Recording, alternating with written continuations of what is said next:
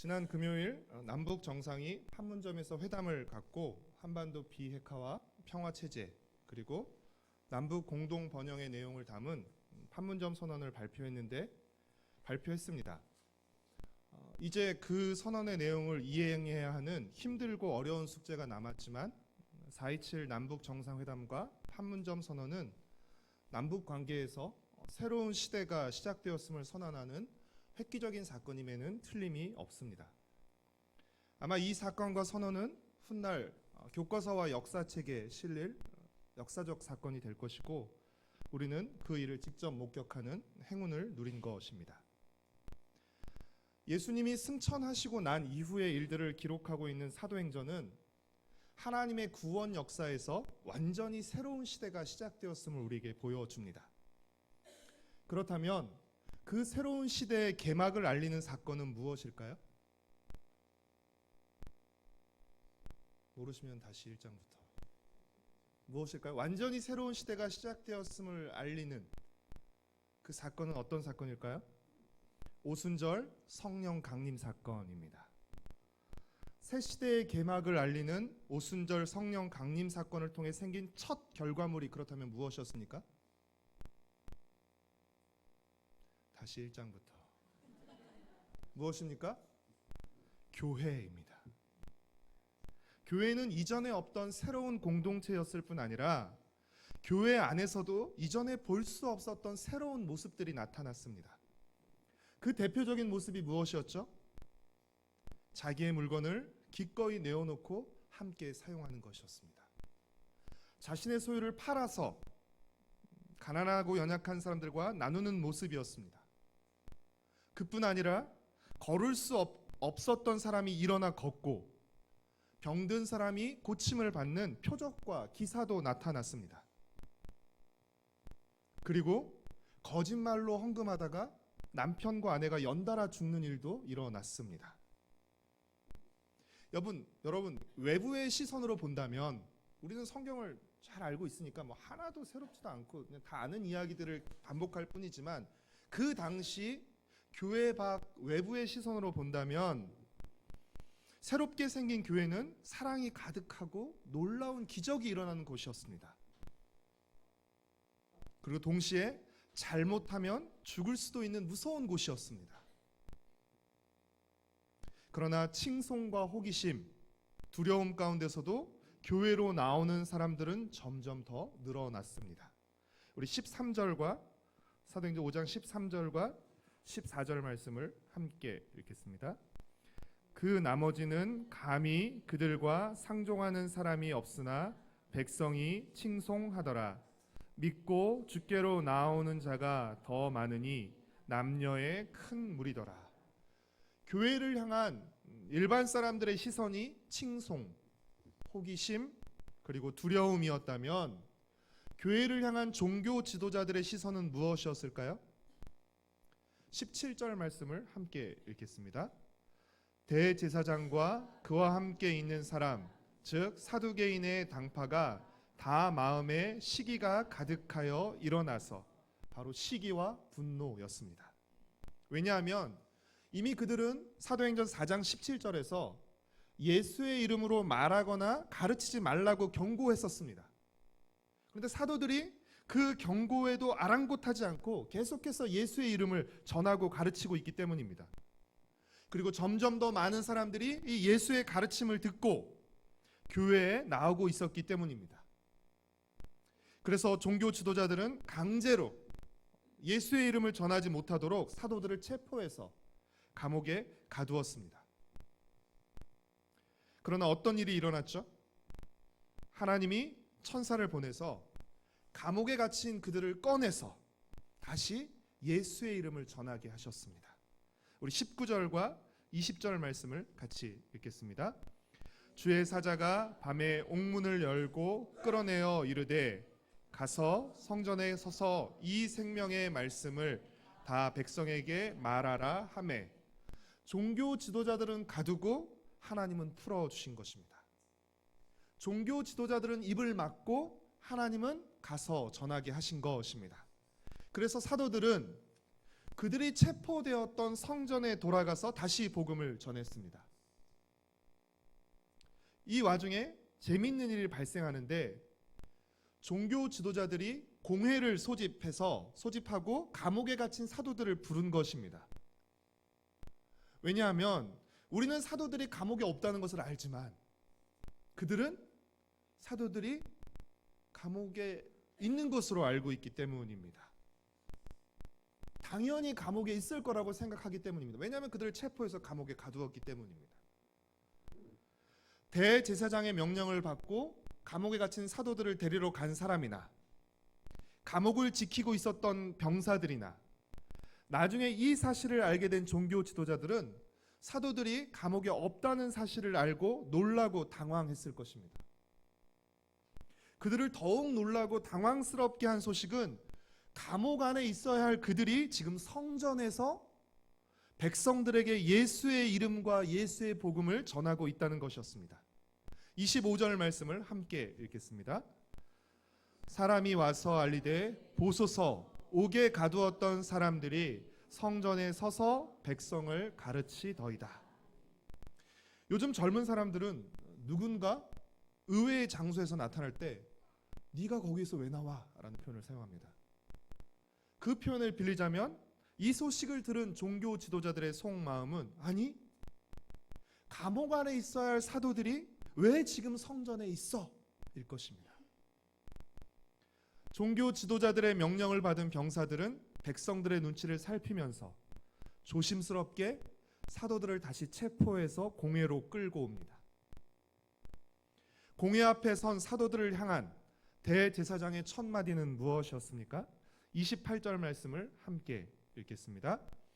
이르되 우리가 이 이름으로 사람을 가르치지 말라고 엄금하였으되 너희가 너희 가르침을 예루살렘에 가득하게 하니 이 사람의 피를 우리에게로 돌리고자 함이로다. 왜 우리 말을 안 듣고 예수의 이름을 가르치냐는 것입니다. 왜 예수의 이름을 말하느냐는 것입니다. 이 사도들은 뭐라고 대답합니까? 29절 말씀을 함께 읽겠습니다. 베드로와 사도들이 대답하여 이르되 사람보다 하나님께 순종하는 것이 마땅하니라. 너희 말 듣는 것보다 하나님의 말씀을 듣는 것이 우선한다는 것입니다.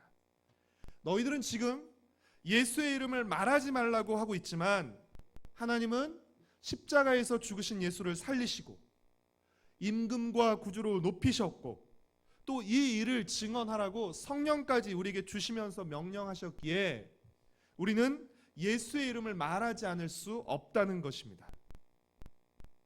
지금 사도들은 공회 앞에서 그리고 종교 지도자들의 눈앞에서 그들의 말을 듣지 않겠다고 정면으로 선언하는 것입니다.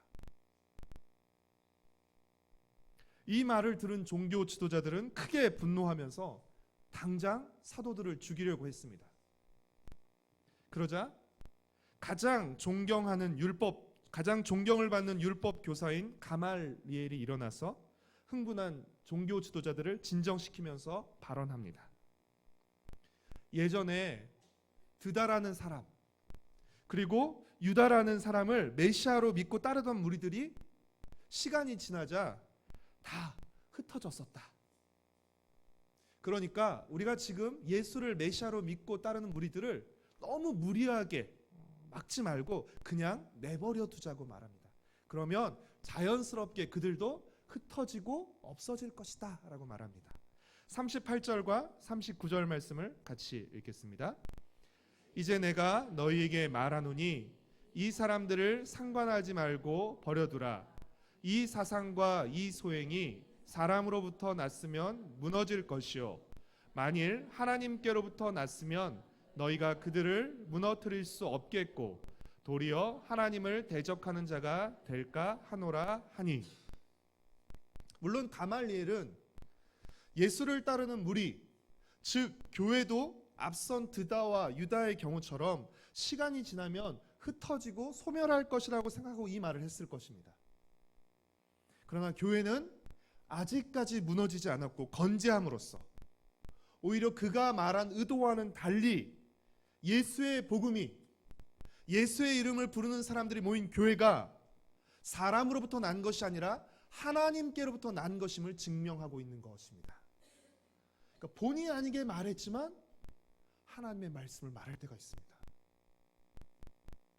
공회는 이 가말리엘의 제안을 좋게 받아들여서 사도들을 매질하고 다시는 예수의 이름을 말하지 말라는 주의를 주는 선에서 그들을 풀어줍니다.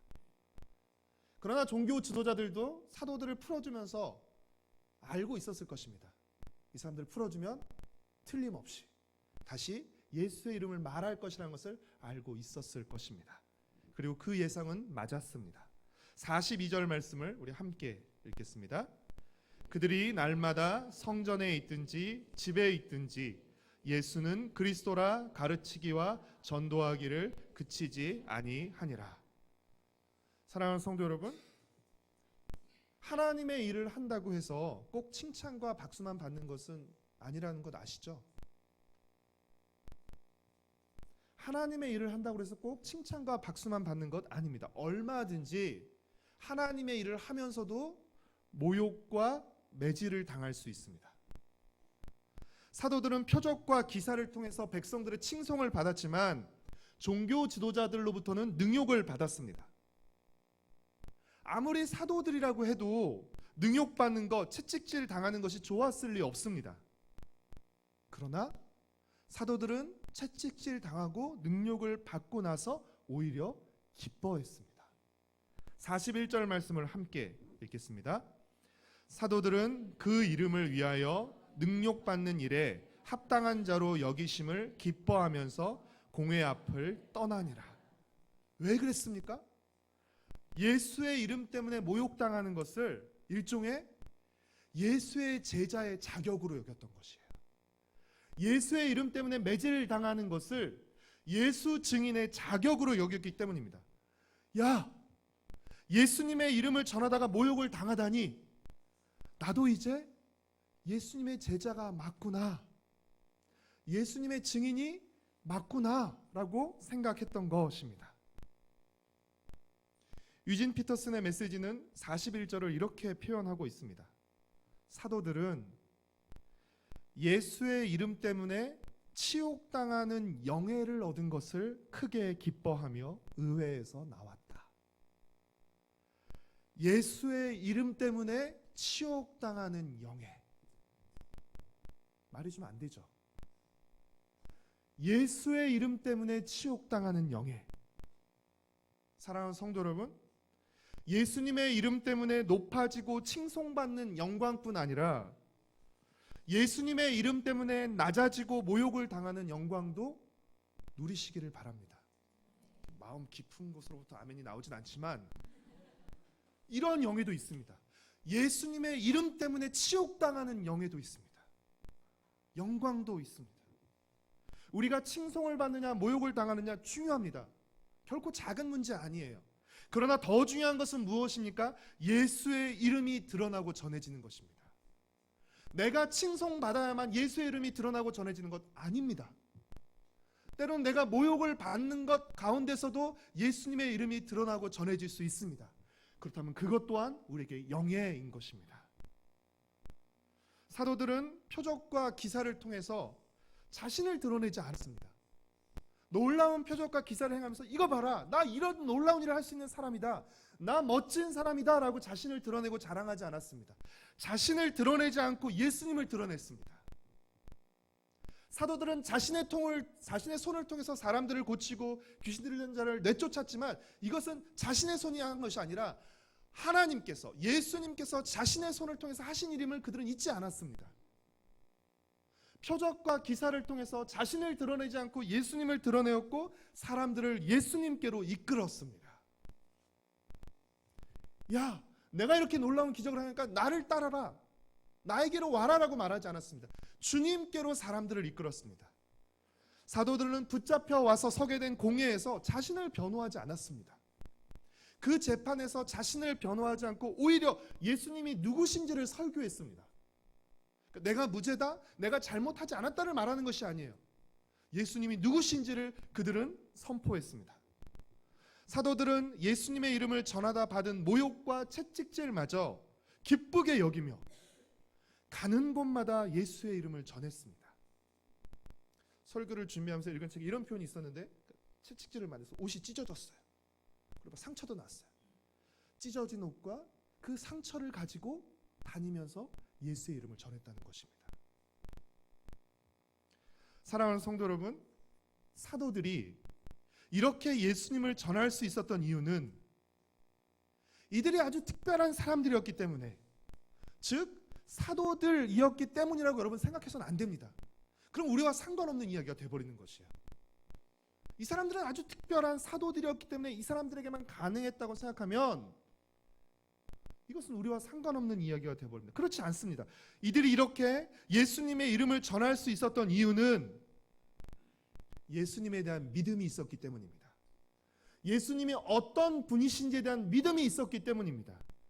예수님이 하나님이 보내시고 살리신 구주이시다. 예수님이 하나님이 높이신 임금과 구주라는 믿음이 그들에게 있었기 때문입니다. 우리 30절과 31절 말씀을 함께 읽겠습니다. 너희가 나무에 다 죽인 예수를 우리 조상의 하나님이 살리시고 이스라엘에게 회개함과 죄 사함을 주시려고 그를 오른손으로 높이사 임금과 구주로 삼으셨느니라. 그리고 무엇보다 예수님의 영인 성령을 받았기 때문입니다.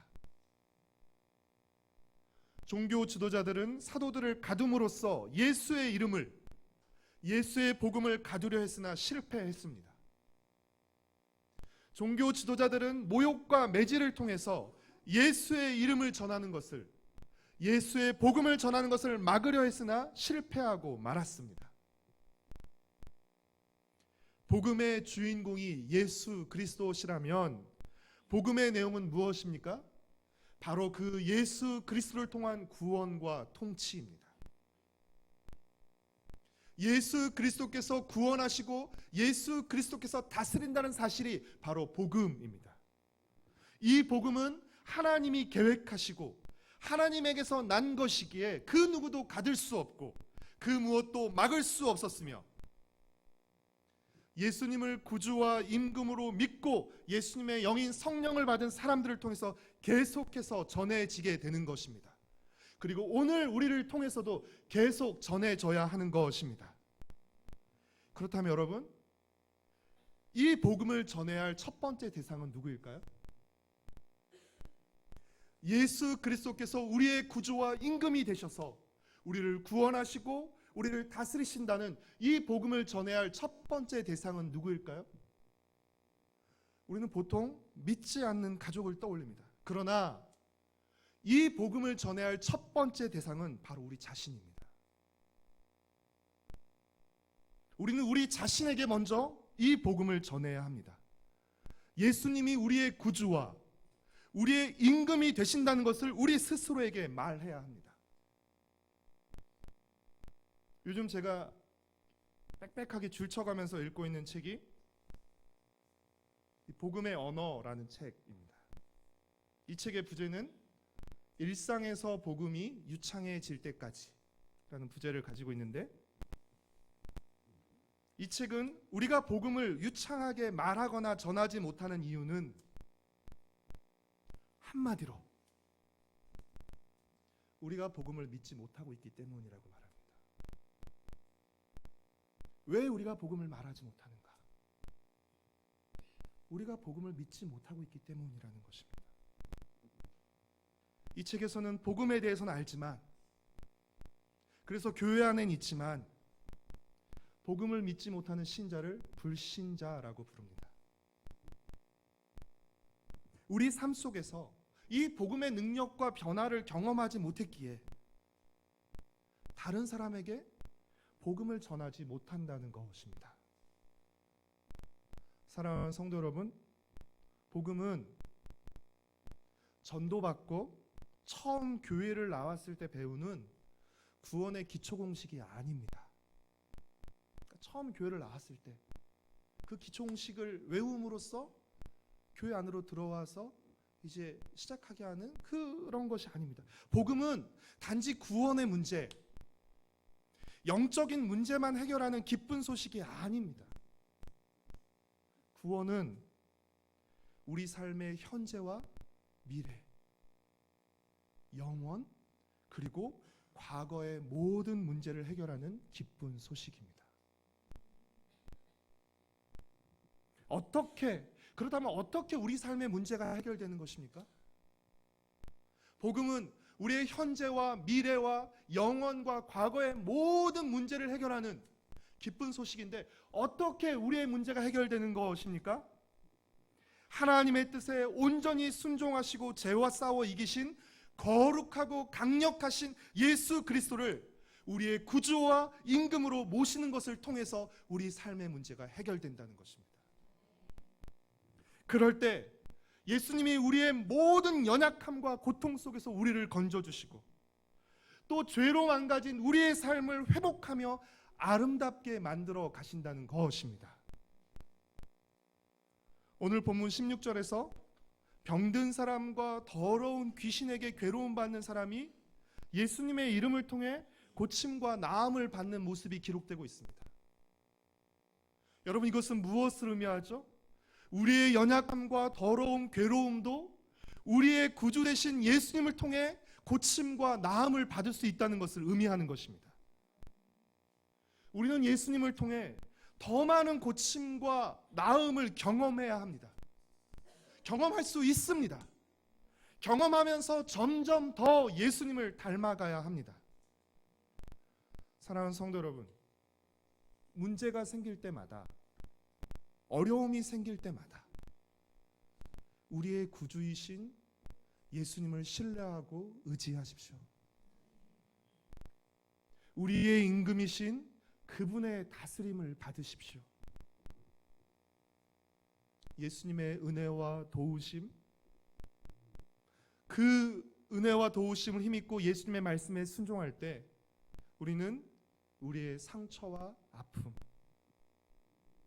과거의 잘못과 오랜 쓴뿌리, 그리고 미래에 대한 불안과 두려움으로부터 고침과 나음을 받을 수 있습니다. 우리는 우리의 모든 문제와 연약함 속에서 예수님이 구주가 되신다는 사실을, 예수님의 구주가 되신다는 이 복음을 기억하고 맛보아야 합니다. 거듭 말씀드립니다. 구원받는 문제에 있어서만 예수님이 필요하고 예수님이 도우실 수 있는 것이 아닙니다. 우리가 이 땅을 살아가면서 겪는 모든 문제와 아픔 속에서 주님은 우리를 구원하시는 분이십니다. 주님 우리를 도우시는 분이시고 회복하시는 분이십니다. 우리의 문제와 연약함 속에서 예수님이 구주가 되신다는 이 복음을 맛볼 때, 경험할 때 우리는 예수님이 나뿐 아니라, 나에게뿐 아니라 우리 모두의 구주가 되신다는 이 복음을 다른 사람들에게도 전할 수 있게 되는 것입니다. 예수님은 하나님의 다스림에 100% 순종하며 사셨습니다. 하나님의 다스림에 100% 순종한 예수님이 우리의 임금이 되신다는 사실은 무엇을 의미하는 것이죠? 우리가 하나님의 다스림 가운데 살아간다는 것을 의미하는 것입니다. 왜요? 우리의 임금이신 예수님이 하나님의 다스림에 100% 순종하며 사셨기 때문입니다. 하나님의 다스림 가운데 살아가는 것, 예수님을 왕으로 모시고 살아가는 것이 복입니다. 내 마음대로, 내 뜻대로 살아가는 것이 복이 아니라 하나님의 다스림 가운데 살아가는 것, 하나님의 통치를 받으며 살아가는 것이야말로 진정한 복입니다. 에덴 동산에서 뱀은 아담과 하와에게 하나님의 다스림을 받지 말고 스스로 하나님이 되어 네 마음대로 살아가라고 유혹했고, 아담과 하와는 그 유혹을 받아들였습니다. 그러나 그 말은 새빨간 거짓말이었습니다. 자기 마음대로 살려고 하나님의 다스림을 거부하는 순간 아담과 하와는 누구의 다스림을 받게 되었습니까? 바로 뱀의 다스림, 하나님의 다스림을 받게 된 것이었습니다. 하나님의 말씀대로 살지 않을 때 우리는 결국 뱀의 말, 사탄의 말을 들으며 살게 되는 것입니다. 그리고 사탄은 죄와 사망으로 우리의 삶을 망가뜨리고 괴롭게 만드는 것입니다. 사랑하는 성도 여러분, 우리의 임금이신 예수님이 우리의 삶을 더 많이 다스리게 하십시오. 더 많이 다스리게 하십시오. 주일 예배 시간, 수요일 수요 예배 시간뿐 아니라 여러분 주중에 더 많은 시간 속에서 예수님이 여러분의 시간을 다스리게 하십시오. 내 삶 구석구석 예수님의 다스림이 미치지 않는 곳이 없게 하십시오. 주일 교회에서뿐 아니라 주중 우리의 직장과 가정에서도, 우리가 쇼핑하는 마트에서도 예수님이 우리의 삶을 다스리시도록 해야 합니다. 우리의 시간과 우리의 시간도 재능도, 우리의 물질도 성질도, 우리 자신도 자녀도 예수님이 다스리시도록 해야 합니다.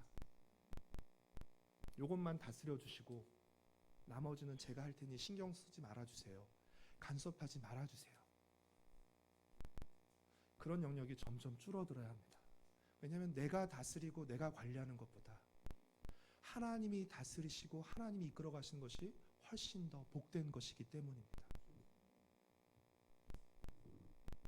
예수님의 다스림을 받는다는 것은 구체적으로 예수님의 말씀에 순종하면서 예수님을 본받는 것을 의미합니다.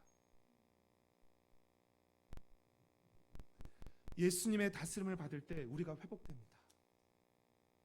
하나님의 형상으로 우리를 지으셨잖아요. 그렇죠? 그리고 예수님은 하나님의 본체이십니다. 예수님을 닮아가는 것이 하나님의 본체를 닮아가는 것입니다. 우리를 회복하는 것입니다. 죄가 우리를 얼마나 망가뜨렸는지 몰라요. 하나님의 형상인 존귀한 인간을 죄가 망가뜨리면요, 짐승처럼 망가뜨립니다. 괴물처럼 망가뜨리고요, 귀신처럼 망가뜨립니다. 그러나 예수님의 다스림 속으로 다시 들어갈 때, 그 다스림을 받을 때 내가 다시 하나님의 형상으로 회복되는 것입니다. 내 시간이 회복되는 것입니다. 내 인생이, 내 재능이 회복되는 것입니다. 죄를 위해서, 내 기쁨과 내 이익을 위해서 다른 사람을 해치고 짓밟는 데 사용했던 나의 지식, 나의 재능을 하나님을 영화롭게 하고 연약한 사람을 돌보고 세우는 일에 올바르게 사용되는 것입니다. 그것이 나의 시간과 나의 재능, 나의 인생이 구원받는 것입니다. 예수님의 다스림을 받을 때 우리는 회복되고 새로워질 뿐 아니라 가장 좋은 결과를 얻게 됩니다. 사실 이 믿음이 우리에게 있어야 합니다. 예수님의 다스림을 받으며 사는 것이 복이다. 이 믿음이 없으면 우리는 결코 예수님의 다스림을 받지 않습니다. 종교적인 영역뿐 아니라 내 삶의 모든 영역 속에서 예수님의 다스림을 받는 것이 복이라고 여기지 않는 한 우린 철저히 이원론적인 신앙으로 나갈 것입니다. 철저히 구분할 것입니다. 하나님 것, 내 것 구분할 것입니다. 왕이신 예수님의 다스림을 받으며 사는 것이 복이라는 것을 우리가 믿고 경험할 때 우리는 더 많은 다스림을 받을 것입니다. 그리고 다른 사람들에게도 예수님의 다스림을 받으며 살아가는 것을 복이라는, 예수님의 다스림을 받으며 그 다스림 가운데 살아가는 복음에 대해서 전할 수 있게 되는 것입니다. 사랑하는 성도 여러분, 삶 속에서 예수님이 나의 구주와 임금이 되신다는 이 복음을 더 많이 되뇌이십시오. 그리고 이 복음을 삶 속에서 경험하시고 또 확신하시기를 바랍니다. 그럴 때 우리는 우리가 삶 속에서 믿고 누리는 이 복음을 자연스럽게 그리고 유창하게 전할 수 있게 되는 것입니다. 전도지를 들고 나가야만 전도하는 것이 아닙니다. 예수님을 구주와 임금으로 모신 자로서 삶 속에서 복음을 되뇌이고 복음을 누리는 자로서 우리가 만나는 사람들을 친절히 대하며 하나님의 말씀을 따라 살아가는 삶이 사실 다 전도인 것입니다. 그렇게 살아가는 우리의 삶이 전도입니다. 그래서 이것을 미셔널 라이프 또는 선교적 삶이라고 부릅니다. 우리가 모두 선교사는 될 수 없지만 우리는 모두 선교적인 삶을 살아가야 하는 성도들인 것입니다. 사랑하는 성도 여러분, 복음은 가둘 수 없고 감출 수 없습니다. 그 누가 복음을 가두려 해도 이 복음은 가둘 수 없습니다. 복음을 소유한 사람에게 복음은 결코 감출 수 없습니다. 그 사람이 정말 복음을 믿고 그 복음을 누리며 살아간다면 그 복음은 반드시 드러나게 되어 있습니다. 매를 맞더라도 모욕을 당하더라도 그 복음은 반드시 드러나게 되어 있습니다. 그러니 복음을 알고 믿은 우리는 복음을 누리고 복음을 보여주는 삶을 살아야 합니다. 칭송받을 때는 겸손한 모습으로, 교만하지 마시고 오버하지 마시고 겸손한 모습으로, 능욕받을 때는 기뻐하는 모습으로 우리가 믿고 모시고 있는 예수님의 이름을 드러내고 높여야 하는 것입니다. 성공 가운데서만, 성공을 통해서만 예수님의 이름을 드러낼 수 있는 것 아닙니다. 실패와 고난을 통해서도 예수님의 이름을 얼마든지 드러낼 수 있는 것입니다. 언제 어디서나 예수님이 우리의 구주와 임금이 되신다는 이 복음을 기억하고 되뇌이면서 날마다 복음을 더 깊이, 더 진하게 누리시기를 바랍니다. 그리고 이 복음을 살아내시기를 바랍니다. 복음은 하나의 구원의 교리나 공식이 아니라 이 복음을 우리는 삶으로 살아내는 것입니다. 또한 이 복음의 주인공이신 예수님의 이름을 전하고 그 이름을 위하여 살아가는 것을 기뻐하는 저와 여러분, 그리고 우리 가정과 세대로 공동체가 되기를 축복하고 소망합니다.